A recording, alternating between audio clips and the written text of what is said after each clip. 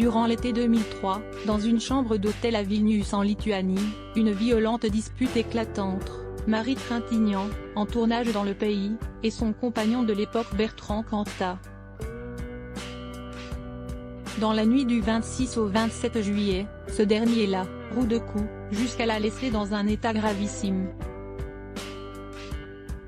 Quelques jours plus tard, elle décède dans une clinique de Neuilly-sur-Seine.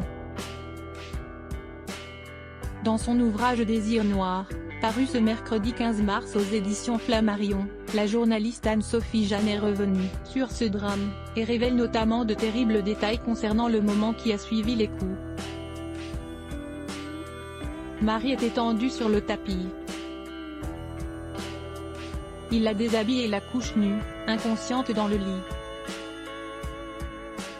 Elle ne dit rien, elle n'ouvre pas les yeux. Le chanteur ne s'en inquiète pas. Il pose un linge humide sur son visage brisé. Est-il possible qu'il n'ait pas compris la gravité de son geste? Un peu après minuit et demi, la concierge qui a entendu comme des coups de poing sur la table, des glissades de chaises sur le sol et des chutes de chaises, tape à la porte pour leur demander de faire moins de bruit, écrit-elle. Bertrand Cantat a décidé dans la foulée d'appeler le réalisateur Samuel Benechetrit, l'ex-compagnon de Marie, en l'interdisant dorénavant de la fréquenter. Et lui assurant que désormais leurs relations se limiteront à des questions d'organisation pour la vie de leur fils Jules. Un échange lunaire. Des traces de coups, des ecchymoses sous-cutanées. Se rendant compte par la suite de la gravité de ces coups, Bertrand Cantat décidera plus tard dans la nuit d'appeler, non pas les secours, mais le frère de Marie, Vincent. Ce dernier s'est alors rendu à l'appartement, lorsqu'il a appris que le chanteur s'était bagarré avec sa sœur.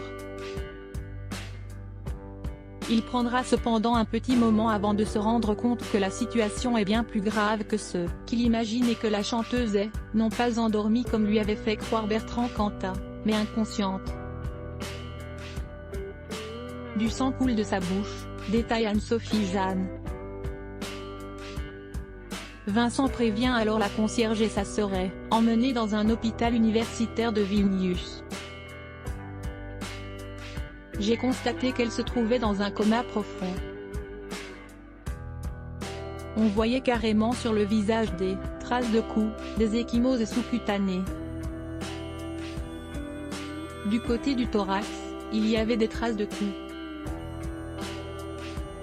Et aussi sur le dos et les cuisses. On sentait dans la laine une odeur d'alcool, avait raconté l'ambulancier aux Parisiens. Un récit glaçant. À noter que Bertrand Cantat avait été condamné à 8 ans de prison pour son acte, mais il avait pu bénéficier d'une liberté conditionnelle pour bonne conduite en octobre 2007, après avoir purgé la moitié de sa peine. Il avait finalement été totalement libre 3 ans plus tard.